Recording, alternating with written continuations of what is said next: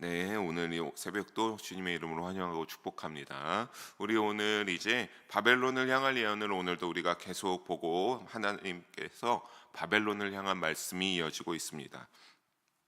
우리가 오늘의 본문을 보기 전에 1절에서 14절까지 볼 때는 하나님의 공의에 대해서 나누었습니다. 하나님은 유일하신 공의의 하나님이시기에 하나님을 신뢰하며 믿는 자들의 믿음이 올바르다면 언젠가 하나님이 어떻게 하십니까? 우리의 그 믿음의 공의도 하나님이 의롭게 하여 주시고 드러내게 하여 주시는 그때가 있습니다. 또 이스라엘처럼 믿음이 의로워지면 구원해 주시는 이 바로 공의의 하나님이 되심을 여러분의 믿음의 여정 가운데 꼭 잊지 마시기를 주님의 이름으로 부탁드리겠습니다. 하지만 이와 정반대로 이스라엘은 좀 여러분 늘 공의로 걷고 늘 믿음으로 살아갔던 것은 아니나 왔다 갔다 하면서 그래도 하나님이 그렇게 믿음으로 살았던 자를 잊지 않았지만 바벨론은 어떠합니까? 바벨론은 완전 반대되는 나라죠. 공의가 있던 적이 없었고 늘 우상을 섬기면서 자신들의 멋대로 행하는 나라가 이 바벨론의 나라였습니다. 자, 이 바벨론 당시 그들은 어떠했습니까? 열심히 우상을 섬기는 나라였습니다. 어떤 우상을 섬겼냐? 바로 마르둑 또는 무로닥이라고 하는 그의 우상을 섬겼습니다. 우리가 이전에도 제가 한번 나눴었는데요. 그들은 이 무로닥을 마르둑을 섬기면서 이 뜻이 뭐냐면 태양의 아들이란 뜻으로서 신들의 왕 태양신으로 알려져 있는 것이 바로 바벨론이 섬겼던 우상의 정체입니다. 그래서 이들은 자기들의 신 마르둑을 열심히 섬기면서 그들을 의지했고 때로는 그렇게 우상을 섬기면서 하나님께 주제넘는 교만을 행했는데 바로 어떤 것이었습니까? 전에도 말씀드렸다시피 예루살렘을 정복하고 성전을 부시고 난 다음에 뭐라고 말했습니까? 우리의 우상 마르둑이 여호와 하나님을 이겼다라고 말하면서 그들이 기뻐하는 패악된 행위를 벌였습니다. 하나님께서는 오늘 본문에 그래서 우상을 섬기면서 늘 하나님을 대적했던 악한 바벨론에게 그들에게 우상을 섬긴 바에 따라 어떤 결과를 내리는지를 오늘 본문 가운데 하나님이 알려주고 있습니다. 먼저 15절과 19절까지 보게 되면 여러분 한 문장으로 일단 간단하게 정리하여 드리면요, 결과적인 측면으로 하나님은 유일하시고 참된 권능의 하나님이시다라고 알려주고 있습니다. 15절과 19절은 사실 우리가 앞서 한번 자세하게 살펴봤습니다. 바로 예레미야 10장 12절에서 16절의 말씀이 그대로 거의 되풀이되고 있기 때문에 그렇습니다. 나중에 한번 비교해서 읽어보시면 거의 내용이 다를 바가 없습니다. 그렇지만 우리가 조금 더 간단하게 다시 한번 짚어가면서 나아가 보도록 하겠습니다. 15절과 16절을 먼저 보시면요, 여호와 하나님께서 창조 권능과 창조 세계에 대하여, 그러니까 하나님의 창조적인 권능이 소유하고 계시는 그 권능이 어떤지, 그리고 그 창조 권능으로 하나님이 창조하신 세계가 어떤지를 설명하고 있습니다. 15절을 보게 되면 뭐라고 합니까? 하나님께서 권능, 지혜, 능력, 권능, 지혜 명철로 뭐를 만드셨다고 합니까? 땅과 세계, 하늘을 지으시고 세우시고 퍼셨다라고 말씀 가운데 알려주고 있습니다. 그래서 그 창조 권능이, 하나님의 놀라운 창조 권능이 드러나고 이 권능으로 만들어진 세계는 어떻다라고 합니까? 16절을 이어서 보게 되면 누구의 목소리에 반응한다고 합니까? 하나님이 목소리를 내실 때 그 창조 세계가 반응합니다. 어떻게 반응합니까? 하나님이 목소리를 내시면 그 가운데 많은 물이 생기고요, 구름이 오르고 번개를 치고 바람이 내게 됩니다. 이 부분을 보면서 여호와 하나님이 우리가 어떠한 분인지를 다시 한번 깨닫게 됩니까? 우리가 살아가는 온 세상을 창조하신 분이며 그분의 권능의 목소리에 온 자연의 강한 힘들이 굴복하고 따를 수밖에 없는 그런 놀라운 강한 힘을 주관하실 수 있는 이 세계를 다스리시는 분심을 우리가 알게 됩니다. 사랑하는 성도 여러분, 여러분의 믿음의 여정 가운데 지금 하나님을 믿으면서 이 권능의 여호와 하나님을 의지하면서 믿고 살아가시지 않습니까? 오직 여호와 하나님만이 만유의 주시오, 세상을 창조하시고 다스리시는 절대 주권자가 되심을 늘 인정하는 여러분의 믿음과 신앙의 여정이 되기를 주님의 이름으로 권면합니다. 그 절대적인 믿음을, 하나님을 향한 신뢰하는 믿음을 잃어버리지 말기를 주님의 이름으로 소망합니다. 하지만 우리가 그 다음에 보게 되면 여호와 하나님을 인정하지 않는 자들은 어떠한지 17절과 18절에서 알려주고 있습니다. 오늘 본문의 흐름을 보면 마치 바벨론의 모습이 이 17절 18절에 나오는 모습과 같다고 할 수 있겠습니다. 믿지 아니하는 사람들은 앞서 언급한 15절과 16절의 그러한 모습들을 여러분 주위에도 혹시나 대화를 나눠보거나 반응들을 보면 알겠지만, 믿지 아니하는 사람들은 그러한 고백을 가지면서 살아가지 않습니다. 그러면 어떻게 살아가느냐? 하나님의 창조 권능과 창조 세계를 인정하지 않고 그 결과로 그들은 어떻게 하냐면 오늘 사람마다 금장색마다 자기가 만든 신상을 만든다라고 하고 있죠. 그러니까 그들은 직접 의지할 것을 만드는데 바로 금장색의 신상을 만든다라고 하는 소리입니다. 허나 우상은 어떻다라고 합니까? 그 부어 만든 우상은 거짓이고 그 속에 생기가 없어서 우상을 섬기는 일의 결과적인 측면을 17절 초반에 뭐라고 합니까? 어리석고 무식하도다. 그 우상을 섬기는 일이 얼마나 어리석고 무식한지를 알려주고 있습니다. 허나 우상은 그렇게 어리석고 무식한 일인데 왜 그렇다고 말씀하시는 겁니까? 18절을 보게 되면 어떻기 때문입니까? 그것은 생명력이 없이 헛된 것이고 조롱거리에 지나지 않게 하나님이 어떻게 하신다고 합니까? 징벌하시는 때 그 우상은 멸망할 수밖에 없다라고 하나님께서 알려주고 있기 때문에 이 헛된 우상을 믿고 살아가는 것, 조롱거리가 되는 우상을 믿고 살아가는 것은 굉장히 어리석고 무식한 참 아쉬운 행위라는 것을 하나님이 밝히 알려주고 있습니다. 결국 이런 것을 볼 때, 이러한 말씀의 흐름에 볼 때 바벨론에게 예측된 결과는 어떤 것을 알 수 있습니까? 결국 멸망에 지나지 않는다라고 하는 것을 우리가 다시 한번 깨닫고 알게 됩니다. 하지만 권능의 하나님께서 택하신 이스라엘만은 그렇지 않습니다. 우리 19절의 말씀 함께 한 목소리로 읽어보도록 하겠습니다. 야곱의 분깃은 그와 같지 아니하시니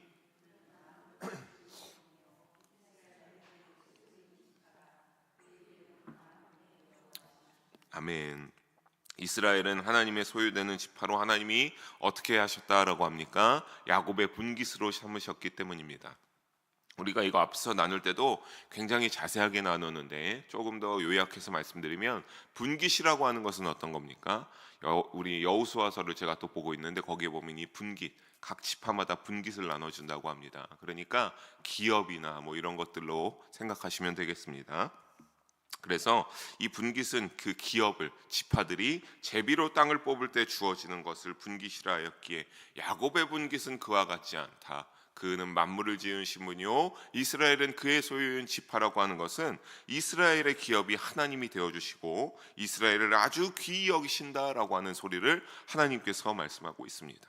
여기까지 내용이 10장 12절과 16절과 오늘 15절 19절과 거의 사실 여러분 그대로 되풀이 됩니다. 이 구성이 거의 똑같아요. 이 여기까지가. 그런데 차이점이 하나 존재하는데 오늘 본문은 뭐라고 하는 겁니까? 이 바벨론에 대해서 선포하면서 바벨론에 믿는 우상의 헛됨을 앞에서 증명하고 여호와 하나님이 어떤 분인지를 이렇게 증명하면서 이스라엘 하나님을 기업으로 삼아가는 자가 어떠한게 여기시는지를 하나님이 그렇게 알려주고 있다라고 한다면, 이제 앞에서는 10장 12절과 16절에서는 우상의 헛됨을 증명하고 여호와 하나님을 더욱 만물의 창조주로 설명하는 것에 차이점이 있을 뿐입니다. 그 초점의 차이점이 또 내용의 흐름의 차이점이 있습니다. 하지만 여러분, 우리가 이것들을 다시 한번 오늘 이 10장의 내용들을 오늘 여기서 보면서 우리가 반복으로 보면서 다시 한번 여러분 중요하게 알게 되는 점은 무엇입니까? 오직 여호와 하나님이 무엇이 되신다는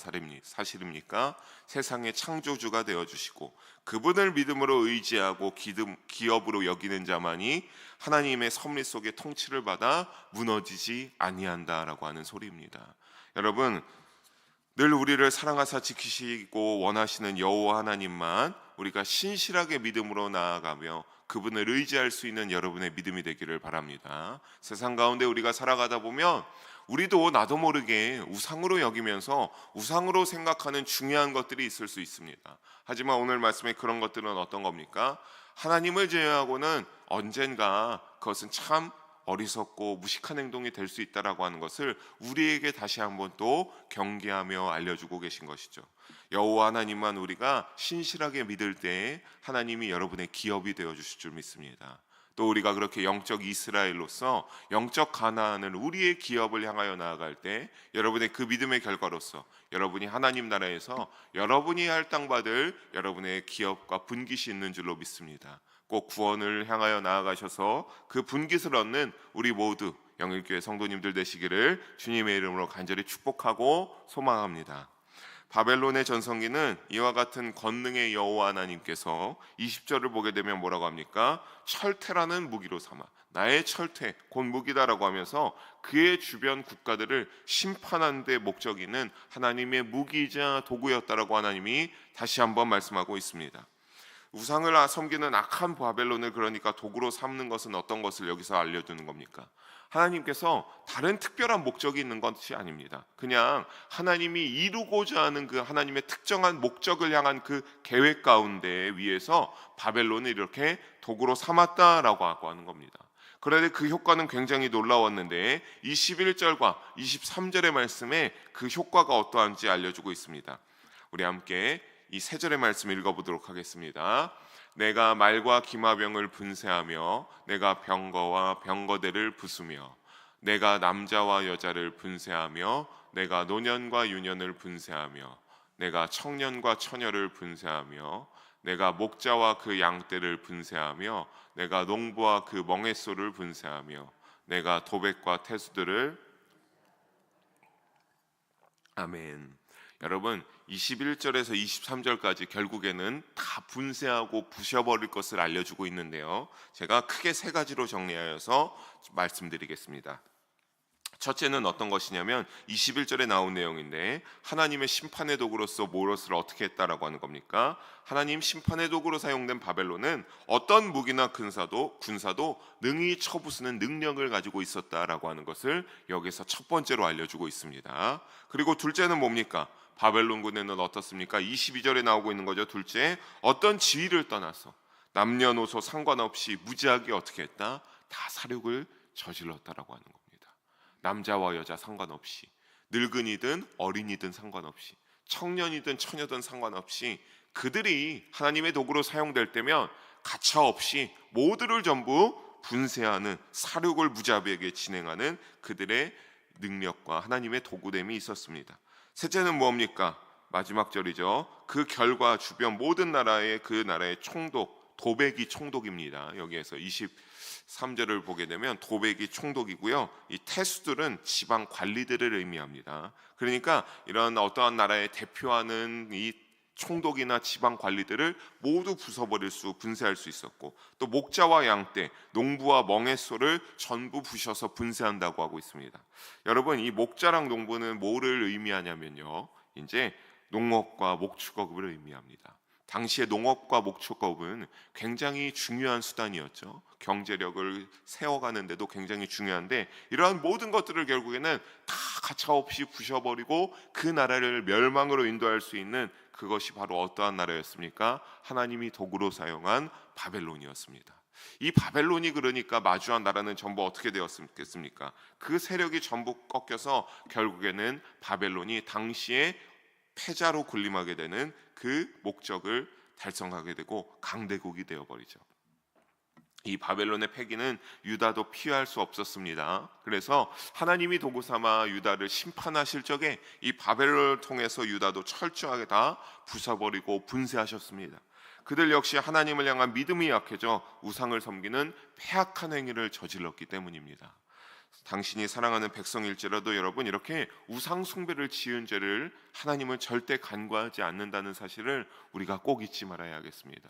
여러분, 이 우상이라는 것이 꼭 우리가 뭐를 만들어서가 아니라 그냥 우리의 삶 가운데 내가 하나님보다 더 중요하다고 여기는 것이 있어서 내가 그 순간에 그것을 선택하고 그것을 더 우선순위로 향하여 나아간다고 한다면, 여러분, 그때 우리는 하나님을 향하여서 우상을 섬기는 그러한 행위를 저지를 수가 있다라고 하는 사실입니다. 여러분, 그것을 잊지 마시고 우리도 어떻게 해야 되겠습니까? 꼭 우상 숭배의 그 죄를 범하지 않기 위해서 더욱더 신실하게, 더욱더 하나님만 바라보는 여러분의 믿음의 여정이 되기를 주님의 이름으로 소망합니다. 이런 바벨론을 향하여서 하나님은 24절에 말씀하십니다. 24절 함께 읽어봅니다. 너희 눈앞에서 그들이 시온에서 모든 악을 행한 대로 내가 바벨론과 갈대아 모든 주민에게 갚으리라. 여호와의 말씀이니라. 아멘. 바벨론과 갈대아 모든 주민에게 갚으신다라고 하나님께서 말씀하고 있습니다. 어떤 일을 갚은다고 합니까? 그들이 시온에서 모든 악을 행한 대로 갚겠다라고 말씀하십니다. 여러분, 하나님이 그러니까 어떤 겁니까? 도구로 삼으면서 행했던 일 중에서 시온에서 바벨론이 행했던 악한 일을 하나님이 잊지 않고 계셔서 그 행위를 그대로 바벨론과 바벨론 주민에게 갚겠다라고 하나님이 말씀하십니다. 그런데 우리가 이 내용의 전개를 보게 되면 좀 의외의 내용 전개죠. 하나님이 도구로 삼으셔서 모든 나라들을 심판하는데 어떤 효과들이 있는지를 다 말씀하시고 갑자기 뭐라고 합니까? 너희를 그래도 심판하겠다라고 말씀합니다. 도구로 바벨론을 삼으셨으나 난데없이 보복하겠다는 인상을 주고 있기 때문에 그런데, 하지만 여러분, 하나님이 이렇게 말씀하시는 건 어떤 겁니까? 하나님이 그렇게 도구로 내가 너희를 귀하게 사용하고 너희를 그렇게 하고 나중에 보면 하나님이 여러분 그 말씀 가운데 애굽을 주겠다라고 약속까지 하셨습니다. 바벨론에게. 근데 바벨론이 선을 넘었죠. 그들의 선을 넘었습니다. 주제를 벗어났습니다. 도구라는 주제를 벗어나서 어떻게 했습니까?